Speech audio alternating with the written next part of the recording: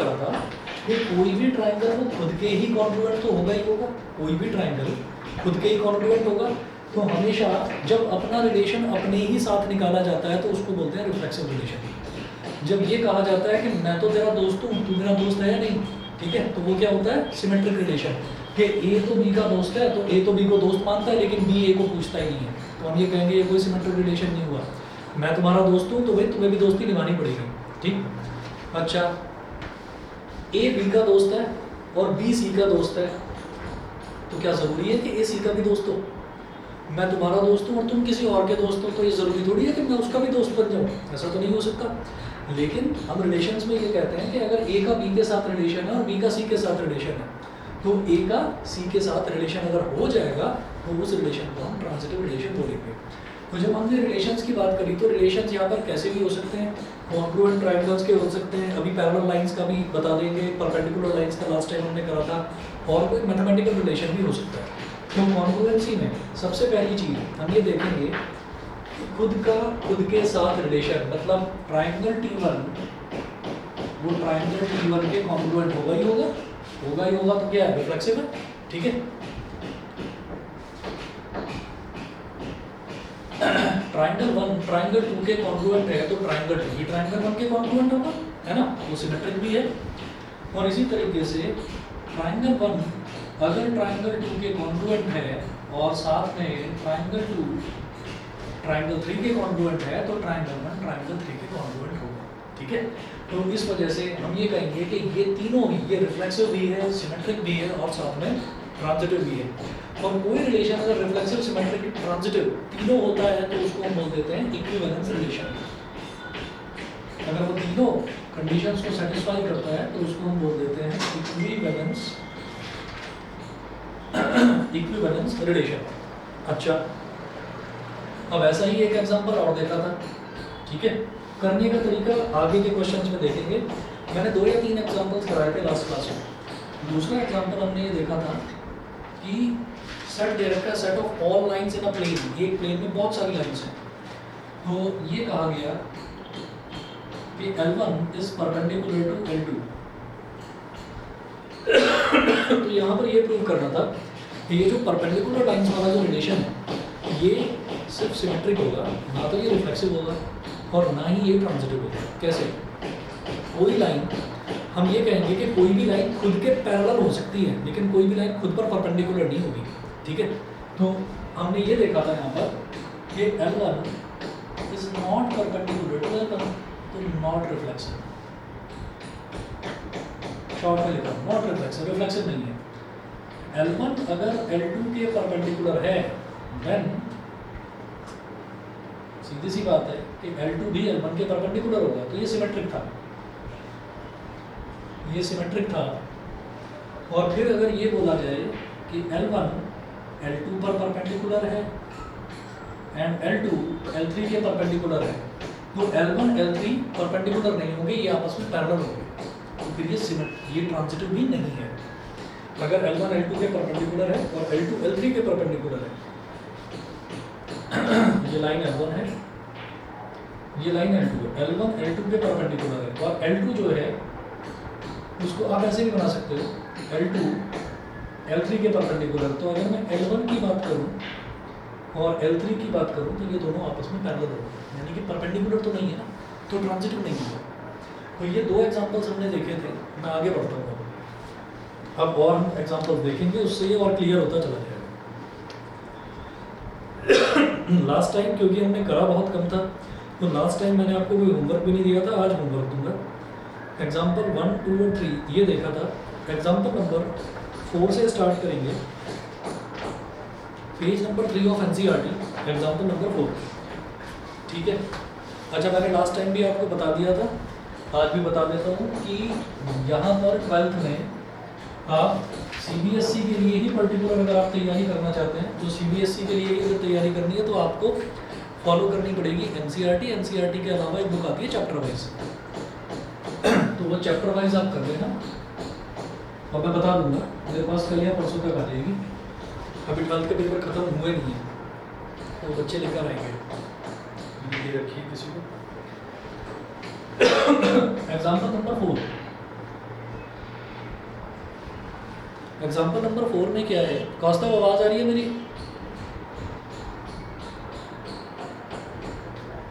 बताइए, आवाज़ आ रही है? ठीक है। एग्जाम्पल नंबर 4 देखिएगा। Show that the relation, book है अभी सभी के पास?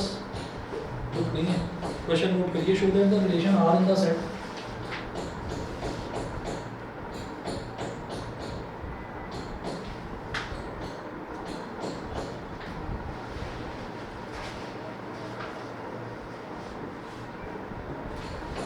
show that the relation R in the set 1 2 3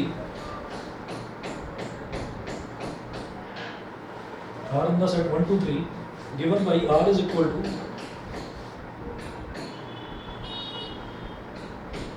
given by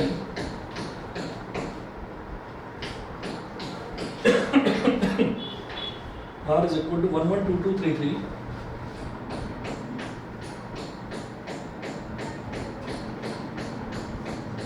1 1 2 2 3 3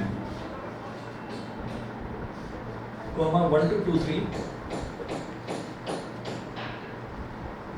1 2 2 3 is reflexive but neither symmetric nor transitive.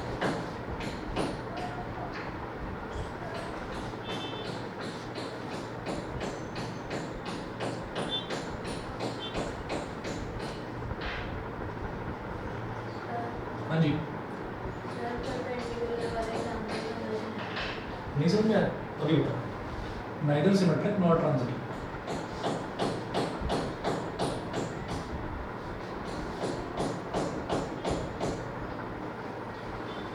हम जब भी हमें ये चेक करना होता है ना कि कोई भी रिलेशन रिफ्लेक्सिव है, सिमेट्रिक है या ट्रांजिटिव है, तो वो हम कैसे चेक करते हैं?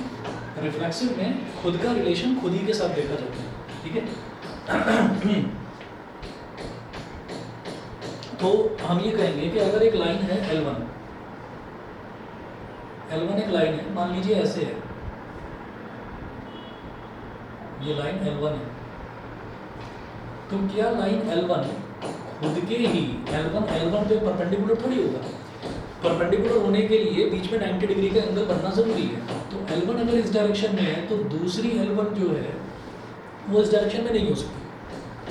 तो हम ये कहेंगे कि L1 can not be perpendicular to L1, ये खुद के परपेंडिकुलर नहीं है, ठीक है? सो नॉट रिफ्लेक्सिव, ये तो शायद समझ गए होंगे, ठीक है? उसके बाद हम ये कहेंगे कि अगर if L1 is perpendicular to L2, हमने ये कहा कि L1 ये है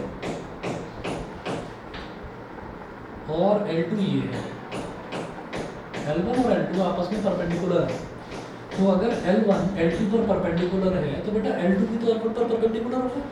If L1 is perpendicular to L2, then L2 is also perpendicular to L1। तो वही चीज है कि AB रिलेशन निभा रहा है, मतलब AB belongs to the relation and BA is also belonging to the relation, मतलब L1 L2 के परपेंडिकुलर है तो L2 भी L1 के परपेंडिकुलर है। This is called symmetric relation, ये सिमेट्रिक रिलेशन कहलाता है। उसके बाद ट्रांजिटिव में क्या था? ट्रांजिटिव में 3 का रिलेशन देखा जाता है कि L1 लाइन L1 और line L1 is perpendicular to L2, ठीक है?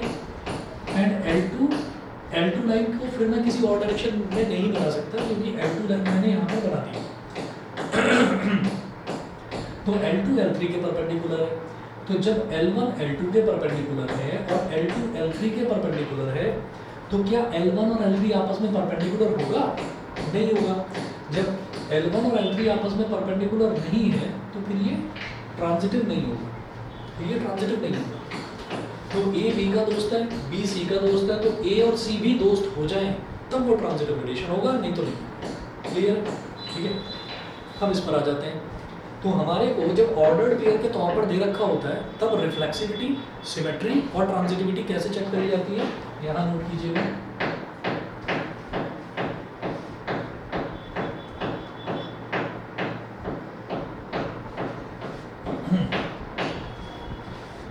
ये जो रिलेशन है इसका ये इसी में से निकल कर आया है, इसी सेट में से निकल कर आया है, तो इसके सारे एलिमेंट्स अगर एक दूसरे के साथ रिलेटेड हैं, कोई हर एलिमेंट खुद के ही साथ रिलेटेड है, तो फिर वो रिफ्लेक्सिव होगा। तो हम ये कहेंगे सिंस 1 1 कॉमा 2 2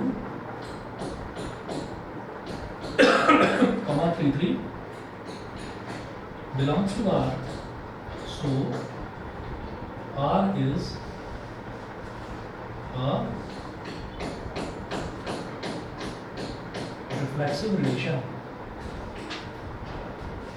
समझ रहे हैं भाई, ये जो रिलेशन है ना, ये रिलेशन कहाँ से निकल कर आया? ये रिलेशन इन्हीं का, इसी के कार्टेशियन प्रोडक्ट में से निकल कर आया है। तो हम ये कहेंगे, अच्छा कार्टेशियन प्रोडक्ट जानते हैं? एक सेट का, हाँ एक सेट का उसी के साथ में कार्टेशियन प्रोडक्ट ये ऐसे होता है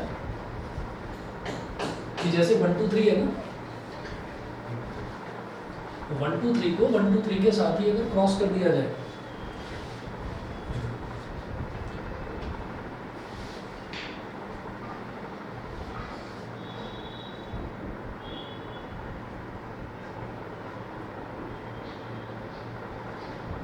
तो क्या हो जाएगा? पहले 1 का 1 के साथ रिलेशन, तो 1 1, फिर 1 2, फिर 1 3, फिर 2 का 1 के साथ, तो 2 1 2 2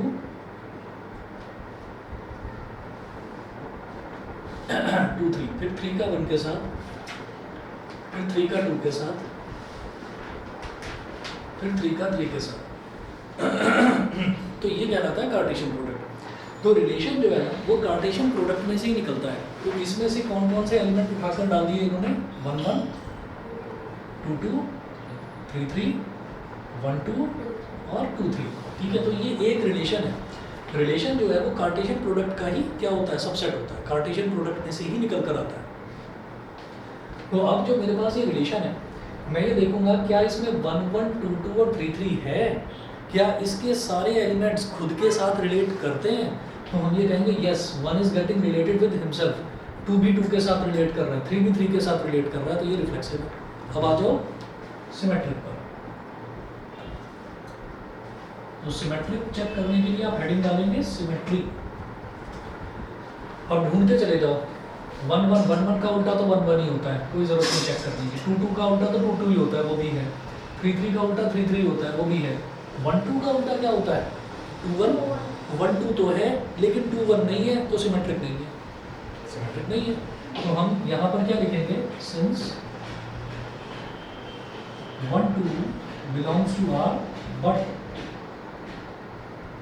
2 1 does not belongs to R, so it is not a symmetric relation। ये एक सिमेट्रिक रिलेशन नहीं होगा। सिमेट्री के बाद अगला हमको चेक करना है ये ट्रांजिटिव है या नहीं। तो ट्रांजिटिविटी,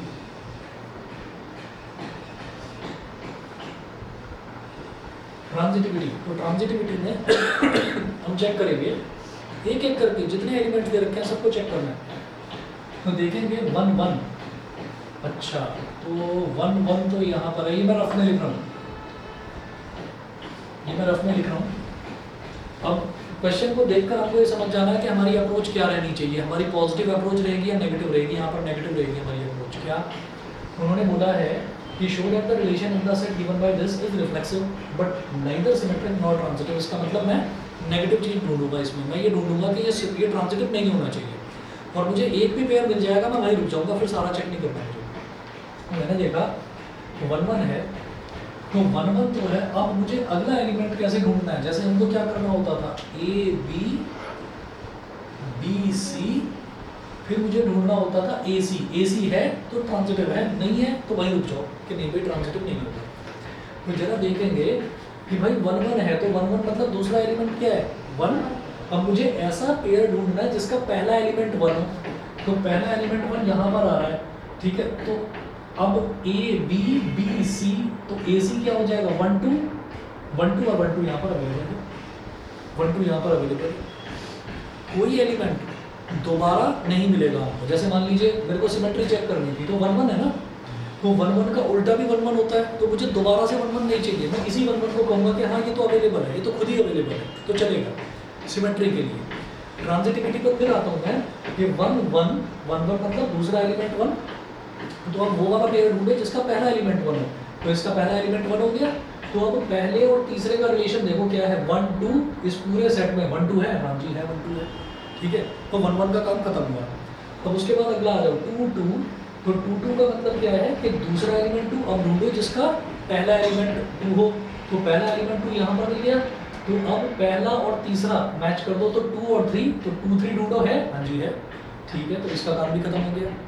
अब 3 3 पर आ जाओ, तो 3 3, तो अब मुझे वो ढूंढना है कि जिसका पहला एलिमेंट 3 हो, पहला एलिमेंट किसी का भी 3 है ही नहीं, ठीक है, तो वहीं रुक जाओ, कह दो ये ट्रांजिटिव है, सुन लीजिए ये ट्रांजिटिव है, ये एक एक्सेप्शनल केस होता है, मैंने लास्ट टाइम बताया था। अगर कभी भी पहला एलिमेंट मुझे मिल रहा है, पहला एलिमेंट और दूसरा एलिमेंट इधर है, और वो किसी और ऑर्डर्ड पेयर के पहला एलिमेंट नहीं है, दोबारा से सुनिए, इसका दूसरा एलिमेंट क्या है 3, तो अब मैं क्या करूँगा, मैं ऐसा ऑर्डर्ड पेयर ढूंढूंगा जिसका पहला एलिमेंट 3 हो, तो पहला एलिमेंट 3 वाला मुझे कहीं मिल नहीं रहा है, मैं कहूँगा कि ठीक है जब मिल नहीं रहा तो ये ट्रांजिटिव ही है, फिर उसको चेक करने की जरूरत नहीं है, ये ट्रांजिटिव का स्पेशल केस होता है।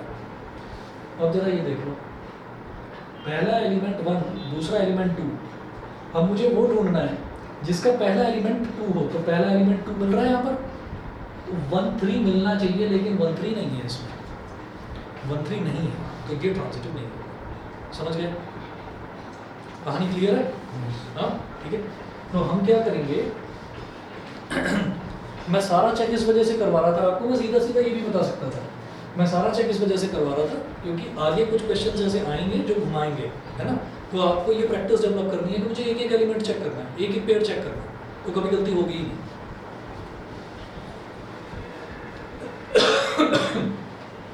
तो ट्रांजिटिविटी में आप नोट कीजिएगा कि सिंस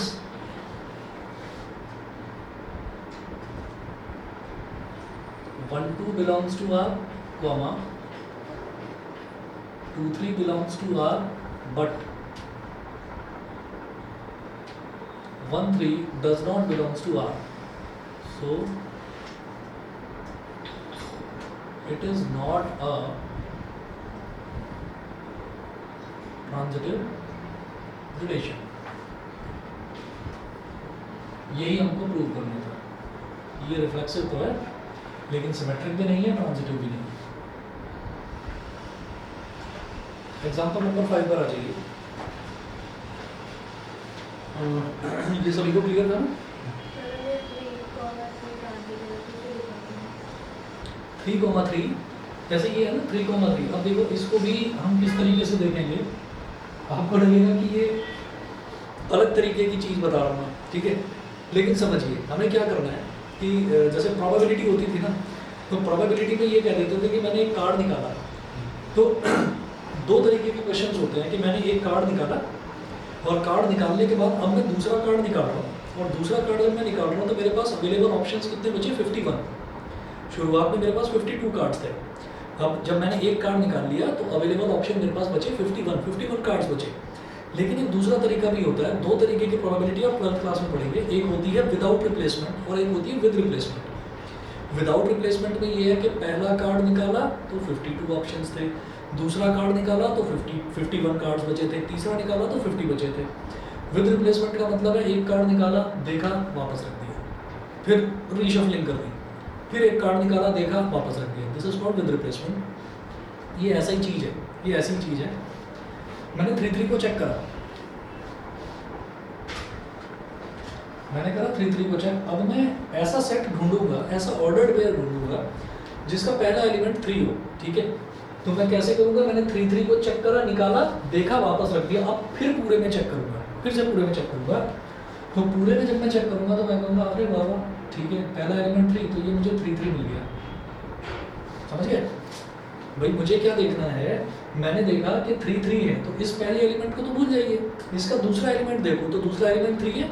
अब मुझे ऐसा पेयर ढूंढना है जिसका पहला एलिमेंट 3 हो, वापस से ढूंढूंगा सब में, तो मैं कहूँगा भाई यही मिल रहा है और कुछ नहीं मिल रहा है, ठीक है। तो इसका दूसरा एलिमेंट 3, इसका पहला एलिमेंट 3, दोनों को ओवरलैप कर दो, मतलब ये वाला एलिमेंट और ये वाला एलिमेंट गायब कर दो। अब देखो इसका पहला और इसका आखिरी, इसका पहला और इसका आखिरी उसमें अवेलेबल है, तो हम ये कहेंगे हाँ वापस 3 3 अवेलेबल है। ठीक है, तो हम इस तरीके से कहेंगे कि एक तरीका तो ये हो गया, और एक तरीका ये है कि अगर मेरे पास कोई भी ऐसा एलिमेंट मिलता है जैसे 3 3 मिला, अब इसका दूसरा एलिमेंट पूरे ऑर्डर्ड पेयर में इसके अलावा कहीं पर भी ऐसा नहीं है कि फर्स्ट एलिमेंट के तौर पर आ रहा हो। ठीक है, तो मैं वही कह दूंगा कि इसको चेक करने की जरूरत नहीं है, ये ट्रांजिटिव होगा, ये ट्रांजिटिव होगा। 1 1 के लिए ट्रांजिटिव हो गया था, 2 2 के लिए हो गया था, 3 3 के लिए हो गया था, 1 2 और 2 3 के लिए नहीं हुआ था। समझ गए? तो हम एक एक करके चेक करेंगे, आगे बहुत क्वेश्चंस आएंगे, आपको क्लियर हो जाएगी ये चीज़। ठीक है, फिलहाल ये चीज़ तो समझ में आ गई कि 1 2 है, 2 3 है, लेकिन 1 3 नहीं है, तो ट्रांजिटिव नहीं है। ठीक है, तो हम अपनी अलग अलग अप्रोच लेकर चलते हैं। एक अप्रोच ये है कि हमको क्वेश्चन में पहले से ही दे रखा है। अच्छा, ये क्वेश्चन जो हैं गलत नहीं होते हैं, ज़्यादातर बच्चों के ये क्वेश्चन गलत नहीं होते हैं, क्योंकि हमें पहले से ही आंसर पता है, हमें पहले से ही पता है ना कि हमको ये चीज़ प्रूव करनी है, तो घुमा फिरा कर आप प्रूव कर ही दोगे। ठीक है, क्योंकि कैलकुलेशन वर्क है नहीं, और टीचर भी चेक करते हुए ज़्यादा अपना दिमाग नहीं खराब करता, और भी चलो तो वो आगे बढ़ जाता है। उसके बाद नंबर काटने के लिए पूरा कैलकुलस भरा पड़ा है। हाँ जी बोलिए सर। अगर 1 3 ना होकर अगर 3 1 हो तो ये ट्रांजिटिव होगा? दोबारा बोलो, अगर 1 3 ना हो और 3 1 हो, पर अगर 3 1 हो है ना, तो भी ट्रांजिटिव नहीं होगा, क्योंकि 1 2 है, 2 3 है, तो 1 3 मुझे चाहिए ही चाहिए। ओके सर, समझ गए? चलिए उसके बाद जरा देखिएगा, एग्जाम्पल 5 पर आते हैं।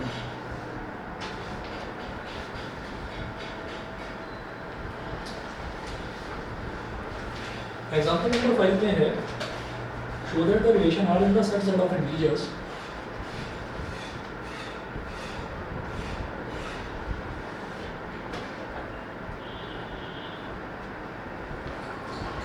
show that the relation R in the set Z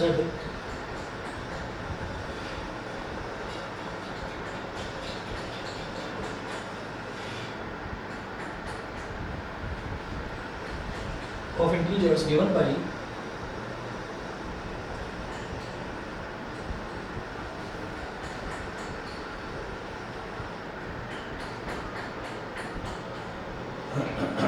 R is equal to A comma B such that 2 divides A minus B.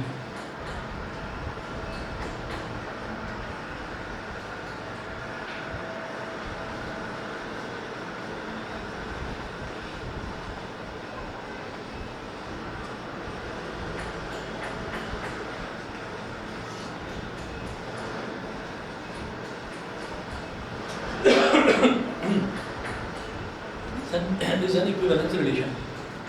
तो देखिए जो ये बोल रहे हैं यहाँ पर 2 डिवाइड्स A माइनस बी, तो 2 डिवाइड्स A माइनस बी का मतलब क्या है कि आप ये कहेंगे 2 तो हर किसी नंबर को डिवाइड कर देता है।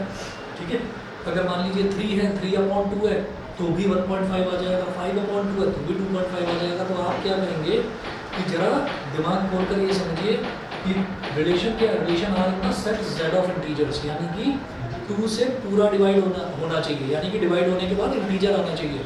समझ रहे हैं, डिवाइड होने के बाद इंटीजर आना चाहिए। तो हम क्या बोलेंगे, यहाँ पर इन्होंने बोला है 2 डिवाइड्स A माइनस बी। ठीक है, तो सबसे पहले मैं क्या चेक करूँगा, reflexivity.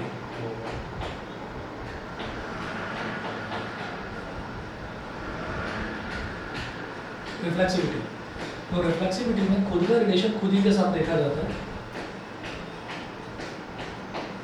A minus A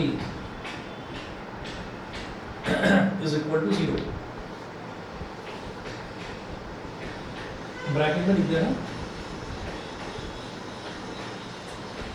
and 0/2 is equal to 0, 0/2 is equal to 0. So AA belongs to R। भाई दोनों का जो डिफरेंस है A माइनस बी, उसको 2 डिवाइड कर पाए, तो 2 डिवाइड कर पा रहा है उसको। 0/2 से क्या आ रहा है, इंटीजर ही तो आ रहा है, 0 ही तो आ रहा है। तो हम ये कहेंगे yes it is reflexive relation. Clear है? तो उसको लिखने का तरीका है कि AA बिलोंग्स टू R, यानी कि AA इस रिलेशन को बिलोंग कर रहा है, यानी कि रिफ्लेक्सिव है। ठीक, उसके बाद So it is reflexive. Therefore, it is reflexive. Reflexivity के बाद अगला क्राइटेरिया हमारा सिमेट्री का है. सिमेट्रिक रिलेशन है या नहीं है वो चेक करेंगे.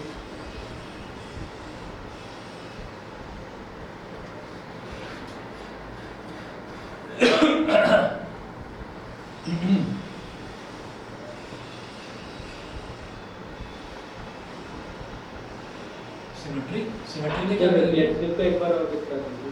दोबारा बोलो. सर रिफ्लेक्सिव का एक बार और डिस्कस. रिफ्लेक्सिव दोबारा समझिए. किसी भी नंबर का उसी के साथ रिलेशन चेक करना है. रिलेशन क्या है? हमें ये देखना है कि a माइनस बी को 2 डिवाइड कर पा रहा है या नहीं. तो जब हम रिफ्लेक्सिव चेक करेंगे तो हम ये देखेंगे a माइनस ए क्या है 0, और 0 को तो कोई भी नंबर डिवाइड कर देता है. 0 अपॉन एनीथिंग करेंगे रिजल्ट 0 ही आएगा, यानी कि रिजल्ट एक इंटीजर ही आएगा. तो 0 अपॉन 2 करने पर 0 आ गया, तो हम ये कहेंगे उसने उसको कंप्लीटली डिवाइड कर दिया. Therefore it is reflexive. Relation ये है कि 2 a माइनस बी को डिवाइड कर दे, तो a माइनस बी ना लेकर रिफ्लेक्सिव में मैं a माइनस ए चेक करूँगा. खुद के साथ ही रिलेशन. समझ गए? तो ये रिफ्लेक्सिव होगा. सिमेट्रिक पर आ जाइए. सिमेट्रिक में क्या होता है कि इफ सर इसमें हम b क्यों नहीं लिखते, a माइनस b क्यों नहीं लिखते? बट क्योंकि रिफ्लेक्सिव है ना, रिफ्लेक्सिव में खुद ही के साथ रिलेशन दिया जाता है. मतलब ए बी ना लेकर ए लेते हैं. Okay sir. हमेशा यही करते हैं, ए बी ना लेकर ए लेते हैं रिफ्लेक्सिव में. सिमेट्रिक में क्या करेंगे देखिए. If a b belongs to R, उसमें कंडीशन दे रखी होती है कि अगर ए बी आर को बिलोंग कर रहा है तो बी ए करेगा या नहीं करेगा, ये बताना. A b belongs to R, it implies that a minus b upon 2 is equal to k. is equal to k. k कुछ भी हो सकता है. a minus b upon 2 मतलब a minus b का अगर डिफरेंस मैंने लिया और उसको 2 से डिवाइड करा तो कोई k आ गया. k क्या है? कोई भी इंटीजर है, उसने उसको प्रॉपर्ली डिवाइड कर दिया तो k आ गया. ब्रैकेट में लिख लेना k belongs to z. Divide करने का मतलब ही ये है कि उसने उसको प्रॉपर्ली डिवाइड करा, डिवाइड करके इंटीजर आ गया. ठीक है? Then b, a implies that b, a के लिए चेक करते हैं कि सेटिस्फाई करेगा या नहीं. तो हम ये करेंगे b minus a upon 2 is equal to minus common ले लीजिए. Minus a minus b upon 2. A minus b upon 2 क्या था? k. तो माइनस का k which is also an integer. अगर सोचिए a माइनस बी अपॉन 2 करके हमारे पास 4 आ रहा है. ठीक है? तो b माइनस ए अपॉन 2 करके माइनस 4 आएगा. अगर 4 इंटीजर है तो भाई माइनस 4 भी तो इंटीजर ही है. ठीक है? Minus k belongs to z. So b a also belongs to r. Therefore r is the symmetric relation.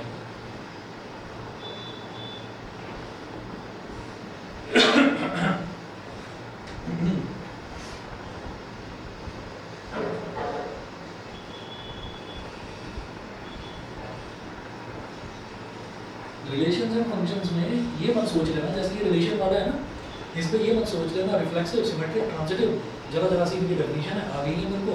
ये चैप्टर तो हो गया. इसका कोई भी क्वेश्चन छोड़ मत देना, जहाँ से जो भी मिले. ठीक है? एनसीईआरटी के अलावा एक बुक है, वो मैं आपको नेक्स्ट क्लास में दिखा दूँगा चैप्टर वाइज. अभी मेरे पास आई नहीं है. तो कोई भी क्वेश्चन मत छोड़ना, क्योंकि ये बिल्कुल ऐसा है जैसा आप लोगों ने 10th में ट्रिग्नोमेट्रिक आइडेंटिटीज करा था ना, कि कोई क्वेश्चन मैंने कर रखा है, करा हुआ क्वेश्चन पेपर में आ गया तो हो जाएगा, कुछ नया पूछ लिया तो मैं घूम जाऊँगा. क्योंकि इसमें थोड़ा सा ना सोचना पड़ता है. हर क्वेश्चन की अलग अप्रोच है. जैसे यहाँ पर अलग अलग ऑर्डर्ड पेयर्स दे रखे थे, तो इसकी अप्रोच अलग है कि यहाँ पर सिर्फ आपको ढूंढना है. ठीक है? जैसे यहाँ पर एक स्टेटमेंट दे रखा है कि 2 डिवाइड्स a माइनस बी, तो यहाँ पर करके दिखाना है. तो हर दिन अलग अप्रोच आपको लेकर चलनी पड़ेगी. तो इसलिए इसके क्वेश्चंस प्रैक्टिस जरूर करनी है. ठीक है? ट्रांजिटिविटी जो भी ना आए समझ में प्लीज पूछ लेना. हाँ जी, ले सकते हो. b माइनस बी ले लो, c माइनस सी ले लो, कोई बात नहीं, उससे फर्क नहीं पड़ेगा. भाई आपको पहला और दूसरा एलिमेंट सेम लेना है, आप कुछ भी ले लीजिए. माइनस टू मतलब समझा नहीं। माइनस क्यों लिया था? अच्छा माइनस क्यों लिया, क्योंकि मुझे पहले से ये पता था कि ए बी आर को बिलोंग कर रहा है।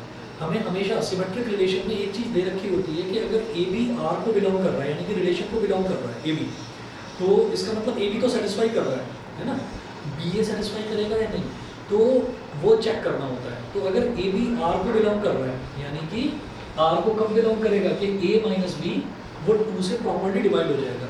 तो a माइनस बी अपॉन 2 को मैंने k मान लिया कि वो प्रॉपर्ली डिवाइड हो जाएगा, तो प्रॉपर इंटीजर आ जाएगा, k आ गया। तो मैंने माइनस कॉमन इसलिए लिया क्योंकि a माइनस बी अपॉन 2 की वैल्यू मेरे पास k है, तो माइनस कॉमन ले लिया, तो ये क्या बचा, a minus b upon 2, a minus b upon 2 की जगह k रख दिया माइनस, इस वजह से ऐसे।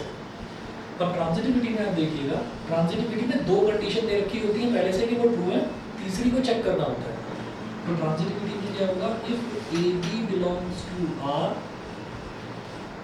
If a b belongs to R, यहीं पर साइड में लिखेंगे it implies that a minus b upon 2 is equal to k, यहाँ लिख देना बिलोंगिंग टू जेड, क्योंकि मैं ये चीज़ ले चुका हूँ, के ले चुका हूँ, तो मैं दोबारा से इसको के ही ले लेता हूँ।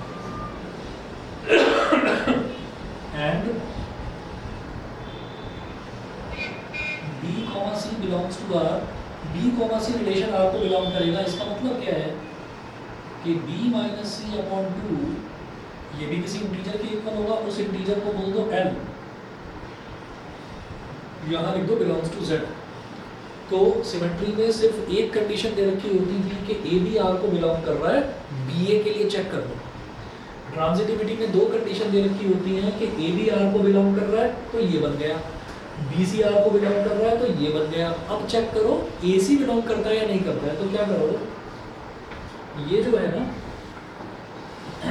इसको बोल दीजिए इक्वेशन नंबर 1, इसको a minus b upon 2 is equal to k, इसको इक्वेशन नंबर 1, और इसको बोल दो इक्वेशन नंबर 2।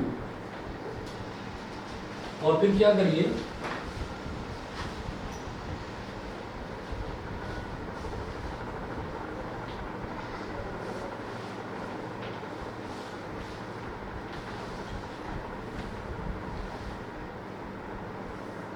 आप ये लिख दीजिए ऐड इक्वेशन 1 एंड 2, यहाँ पर पहले लिख लेना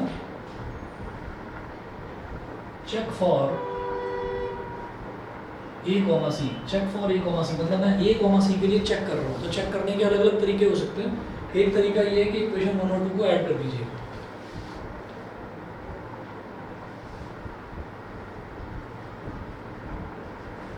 ऐड इक्वेशन 1 एंड 2। तो जब दोनों को ऐड करेंगे तो a माइनस बी अपॉन 2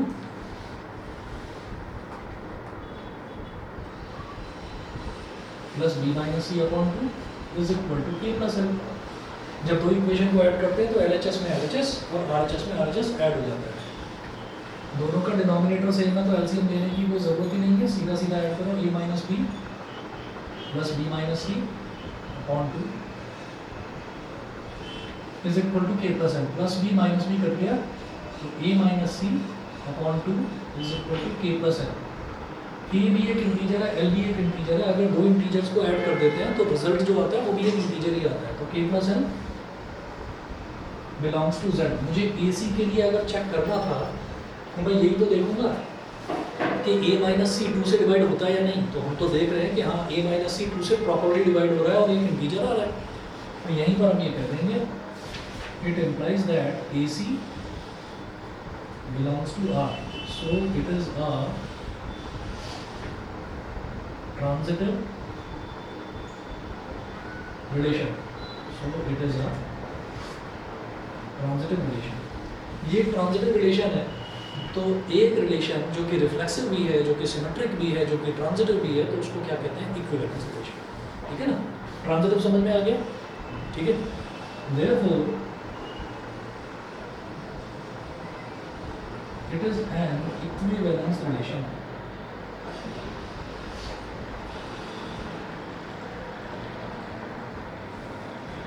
यही हमको प्रूव करना है।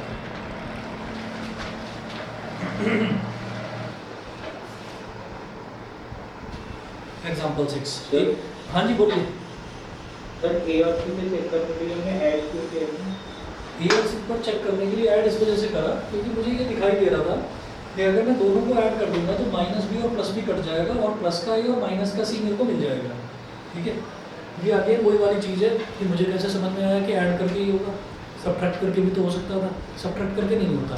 मतलब ये वही वाली चीज़ है कि ये क्वेश्चंस, इसके जो क्वेश्चंस हैं वो एक बार आपने पहले से कर रखे हैं तो हो जाएंगे आराम से। कोई नए टाइप का क्वेश्चन आ गया तो सोचना पड़ सकता है। ठीक है तो अलग अलग क्वेश्चन में अलग अलग अप्रोचेस चलती हैं। कुछ ऐसे भी क्वेश्चन आएंगे जो मदर फादर, फादर सन, ऐसे रिलेशन वाले भी क्वेश्चंस होंगे। तो वो वाले जो क्वेश्चंस हैं उनमें सोच कर ही काम चलेगा। एज्यूम करेंगे अच्छा वो उसके फादर हैं, वो उसके ग्रैंडफादर हैं, तो फिर आपस में रिलेशन क्या होगा, है ना। तो इस तरीके के क्वेश्चंस भी हैं। ठीक है, तो बेटा ये क्वेश्चन हमने क्योंकि पहले कर रखा था, इस वजह से मैं आपको बता पा रहा हूँ कि दोनों को हमने ऐड करा, इस वजह से ये माइनस सी अपॉन 2 आ गया। ठीक है, कोई अगर अपने आप को ये बोलता हो कि नहीं मैं देख कर ही समझ जाऊंगा, तो इसका मतलब समझ लेना भयंकर प्रैक्टिस कर रखी है उसने। इसके क्वेश्चंस जो हैं वो ऐसा नहीं है कि फॉर्मूला आपको पता चल जाए, फॉर्मूला अप्लाई करो और करते चले जाओ, वो नहीं है। तो ये आपको प्रैक्टिस करनी ही पड़ेगी। ठीक है, सिर्फ आसान सोच कर कह रहे 3 तो डेफिनेशन है, आसान सोच कर सोचें कि हो जाएगा, नहीं हो पाएगा। बताइए क्लियर है ये वाले तीनों? Yes sir. ठीक है, बस 1 मिनट वेट करिए, अभी आप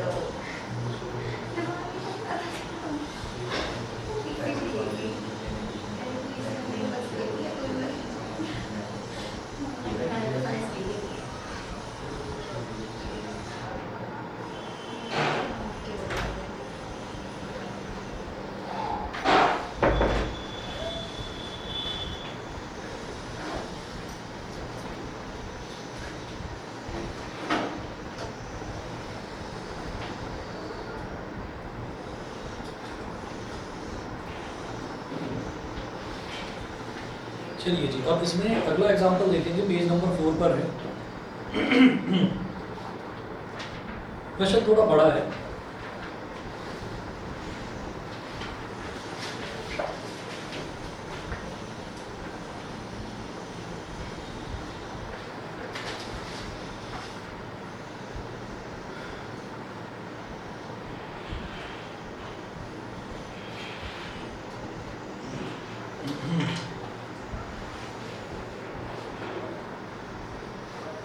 एग्जाम्पल नंबर 6, मैं इसको ना लिख नहीं रहा हूँ क्योंकि थोड़ा बड़ा है ये, PDF वगैरह कुछ है क्या NCERT के पीछे? हाँ, चलिए मैं क्वेश्चन ऐसे ही एक्सप्लेन कर रहा हूँ कि है क्या। एग्जाम्पल नंबर 6 में है, late R be the relation defined in the set A 1 2 3 4 5 6 7। तो एक सेट दे रखा है A,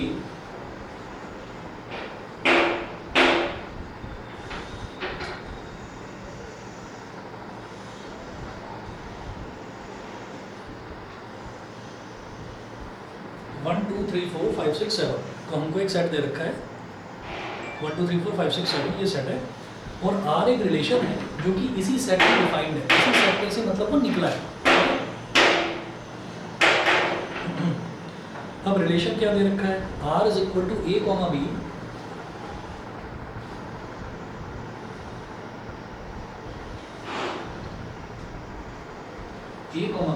such that both A and B are either odd or even।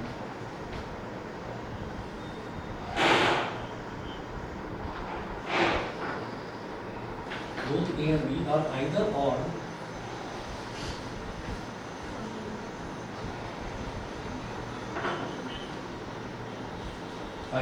or even। अच्छा, अब वो बोल रहे हैं show that R is an equivalence relation. तो क्वेश्चन बड़ा है, इसके पार्ट्स हैं भाई। तो पहले वो बोल रहे हैं show that R is an equivalence relation. तो both A and B are either or even.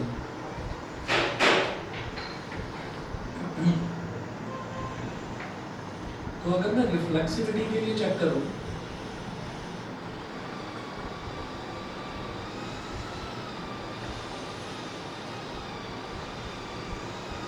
तो पहले एक काम करते हैं, रिफ्लेक्सिविटी चेक करने से पहले हम क्या करेंगे, हम ना ये रिलेशन बना लेंगे। पहले रिलेशन बना लेंगे। तो रिलेशन कैसे बनाया जाएगा, ये ऐसे बनाएंगे कि A कॉमा B, ये रिलेशन ही ऐसा है कि A and B are either odd और इवन। मतलब R इज इक्वल टू, दोनों ऑड होंगे या तो दोनों ऑड कैसे, 1 के साथ में सारे ऑड नंबर ले लो भाई, 1 एक ऑड नंबर है तो 1 के साथ सारे ऑड नंबर ले लो। क्या क्या आ सकते हैं, 1 1 1 3 1 5 1 7। तो 1 के साथ ये सारे ऑड आ गए, ठीक है। फिर अगला ऑड नंबर उठाओ, अगला ऑड नंबर क्या है 3। तो 3 के साथ सारे ऑड नंबर के पेयरिंग कर लो आप, 3 1 3 3 3 5 और 3 7। फिर अगला ऑड नंबर उठाइए 5, तो 5 के साथ आप कर लो 5 1 5 3 5 5 और 5 7। फिर 7 उठा लो, तो 7 1 7 3 7 5 और 7 7। तो ये सारे पेयर मेरे पास कौन से हो गए, जो ऑड ही हैं। पहला भी ऑड, दूसरा भी odd. Both A and B are either odd और इवन। अब सारे इवन वाले पेयर कर लो। तो इवन नंबर मतलब पहला नंबर भी इवन हो, दूसरा भी इवन हो, तो 2 2 2 2 4 और 2 6। फिर अगला उठाइए 4 4 2 4 4 4 6। फिर अगला उठाइए 6 6 2 6 4 और 6 6। तो ये रिलेशन हमारे पास बन गया है। रिलेशन बन गया, जो कंडीशन दे रखी थी उसी के हिसाब से रिलेशन बन गया। मुझे प्रूव करना है कि ये इक्विवेलेंस रिलेशन, मतलब रिफ्लेक्सिव भी है, सिमेट्रिक भी है, ट्रांजिटिव, ये प्रूव करना है।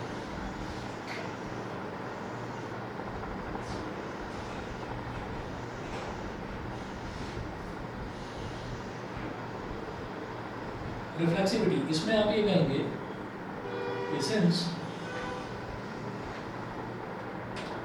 1 1, देखिए 1 1 भी इसमें अवेलेबल है, 2 2 भी इसमें है, 3 3 भी है, मतलब सारे हैं। 1 1 1 1 2 2 3 3 4 4 5 5 6 6 7 7 सब है इसमें। तो पूरा लिखना पॉसिबल नहीं होता क्योंकि क्वेश्चन ज़्यादा से ज़्यादा 2 नंबर का है। तो आपको क्या लिखना होगा, 1 1 2 2 डॉट डॉट करके 7 or belongs to R.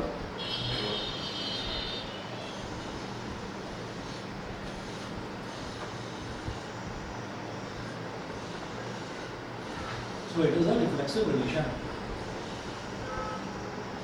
Reflexive relation हो गया. उसी के बाद फिर आप देखेंगे सिमेट्री के लिए.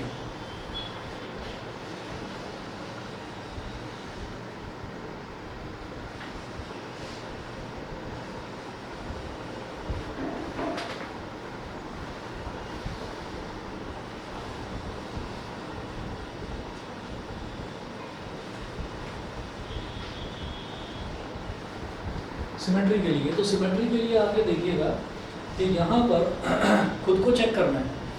आप ये देखेंगे 1 1 है उसका उल्टा 1 1 भी है, 1 3 है उसका उल्टा 3 1 ये है, 1 5 है उसका उल्टा 5 1 ये है, 1 7 है उसका उल्टा 7 1 ये है.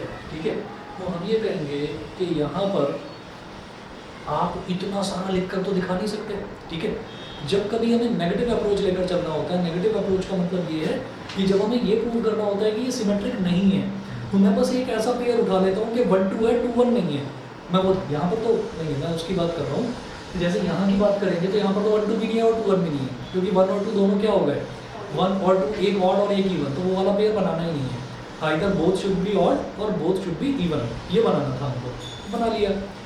तो जब अप्रोच हमारी पॉजिटिव है कि मेरे को प्रूव करना है, मेरे को प्रूव करना है कि सिमेट्रिक है, तो हम यहाँ पर ना एक सेंटेंस लिख देंगे. By observing the relation,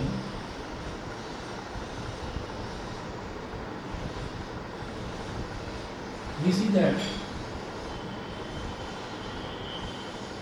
for every AB belonging to R, we are getting BA belonging to R. So it is a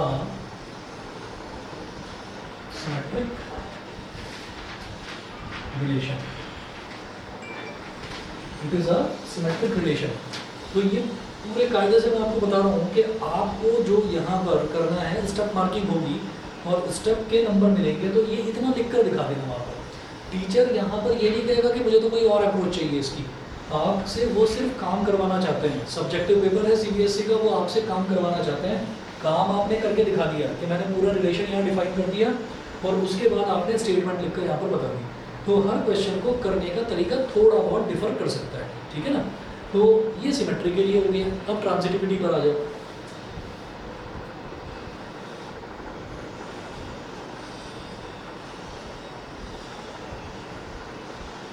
transitivity पर भी आप देख लीजिए. जैसे 1 1 डाला है, अब मेरे को वो एलिमेंट देखना है, वो एलिमेंट देखना जिसमें दूसरा पहला एलिमेंट 1 होगा. ठीक है, तो पहला एलिमेंट 1 ये 1 3 है. फिर पहला एलिमेंट 1 ये है, तो 1 5, तो 1 5 ये है. 1 7, तो 1 और 7 ये है अवेलेबल. अब इसी तरीके से हम ये करें कि ये 1 3 है और इसका दूसरा एलिमेंट 3 है. अब वो उठाओ जिसका पहला एलिमेंट 3 है, तो पहला एलिमेंट 3 लिया, तो क्या 1 1 यहाँ पर अवेलेबल है? ये कहते हैं जी 1 1 अवेलेबल है. फिर ये 3 3 है, मतलब अब मैं जब इसके लिए चेक करूँगा तो मैं ये देखूँगा कि दूसरा एलिमेंट 3 हो गया ना, फिक्स कर दिया इसको. और इसके बाद वो देखना चाह रहा हूँ जिनका पहला एलिमेंट 3 है, तो पहला एलिमेंट 3 ये वाला मैंने देख लिया. फिर यहाँ देखिए इसका पहला एलिमेंट 3, तो 1 3 और 1 3 ये है. फिर पहला एलिमेंट 3, तो पहला एलिमेंट किसका 3, तो 1 5 अवेलेबल है. यस अवेलेबल है. फिर 3 7, तो अब देखो 1 7 अवेलेबल है. हाँ जी है. तो आप जितने भी एलिमेंट्स देखते जाओगे वो सारे के सारे अवेलेबल हैं. तो आपने जब इतना डिफाइन कर दिया तो टीचर आपके दिमाग में नहीं उतरने वाला कि आपने कितना टाइम लगाया था, कितना सोच कर लगा था. यही स्टेटमेंट एज इट इज लिखते रहना चाहिए. समझ गए? आप यही स्टेटमेंट लिख देना. फॉर एवरी लिखिएगा clearly, for every AB belonging to R and BC belonging to R, we are getting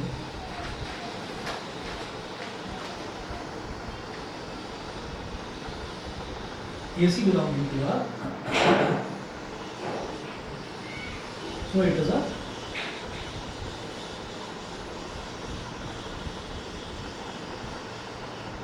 transitive relation. Therefore, it is an equivalence relation. Reflexive भी हो गया, symmetric भी हो गया, transitive भी हो गया. Therefore, it is an equivalence relation. समझ गए? ठीक है. तो ये एक तरीका होगा. उसके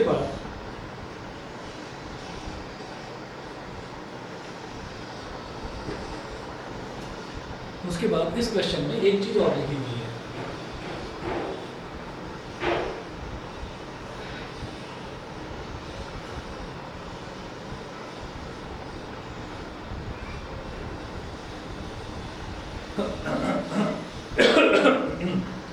इन्होंने आगे क्या बोला? Further show that all the elements of the subset 1357, all the elements of the subset 1357, मतलब ये जो सेट है ना 1 2 3 4 5 6 7, इसमें से एक सबसेट निकाल लिया जाए. ऐसे उसको मैंने R1 बोल दिया.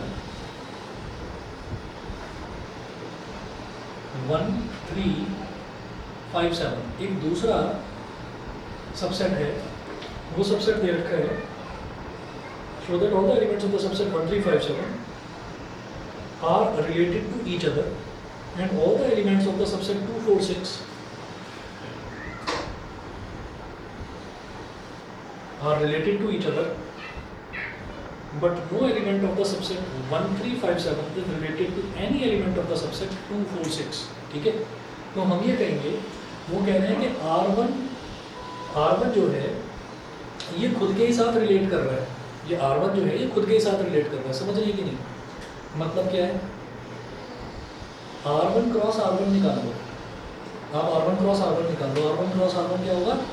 1 का 1 के साथ रिलेशन 1 1, मतलब पहले 1 का सबके साथ रिलेशन, फिर 3 का सबके साथ रिलेशन, फिर 5 का सबके साथ. तो 1 1 1 3 1 5 1 7 1 1 1 3 1 5 1 7, 1 का सबके साथ रिलेशन. ठीक है. फिर 3 का सबके साथ रिलेशन 3 1 3 3 3 5 और 3 7. फिर 5 का सबके साथ रिलेशन 5 1 5 3 5 5 और 5 7. फिर 7 का सबके साथ रिलेशन 7 1 7 3 7 5 और 7 7. ठीक है. इसी तरीके से आप R2 का R2 के साथ रिलेशन निकालिए. तो 2 का एक एक करके सबके साथ, तो 2 2 2 4 2 6. फिर 4 का सबके साथ, तो 4 2 4 4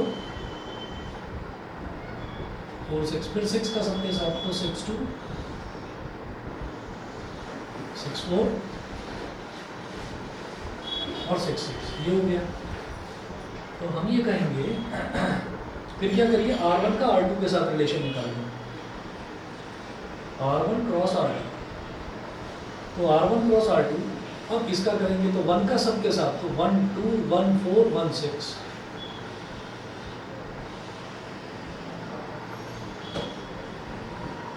फिर 3 का सबके साथ, तो 3 2 3 4 3 6.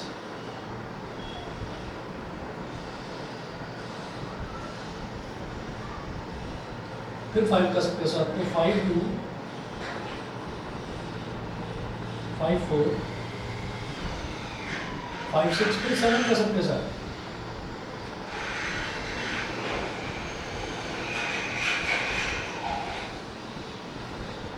तो इन्होंने ये कहा कि इसके सारे एलिमेंट तो खुद के साथ रिलेट कर रहे हैं, इसके सारे एलिमेंट भी खुद के साथ रिलेट कर रहे हैं, ये प्रूव करना है. लेकिन no element of this set is related to none of the element of this set. ये आपको बताना है. तो इसके लिए सीधा सीधा एक लाइन लिखनी है clearly, R1 cross R1 belongs to R। ये जितने भी एलिमेंट हैं 1 1 1 3 1 5 1 7 1 1 1 3 1 5 1 7 3 1 3 3 3 5 3 7 जितने भी एलिमेंट्स हैं ये सारे ऑड वाले एलिमेंट है, पहला भी ऑड दूसरा भी ऑड, ये इस रिलेशन को बिलोंग कर रहे हैं। तो R1 cross R1 belonging to R। दूसरा लिखिए R2 cross R2 belonging to R, but R1 cross R2 does not belongs to R। Hence यही चीज आपको प्रूव करनी है। बताइए क्लियर?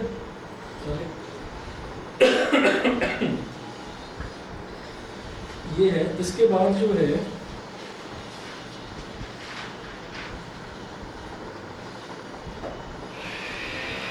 एक्सरसाइज 1.1 का क्वेश्चन नंबर 1 के 4 पार्ट्स दे रहे हैं और सेकंड थर्ड को क्वेश्चन नंबर 1 के 4 पार्ट ट्राई करना, नहीं होते हैं तो बता देना।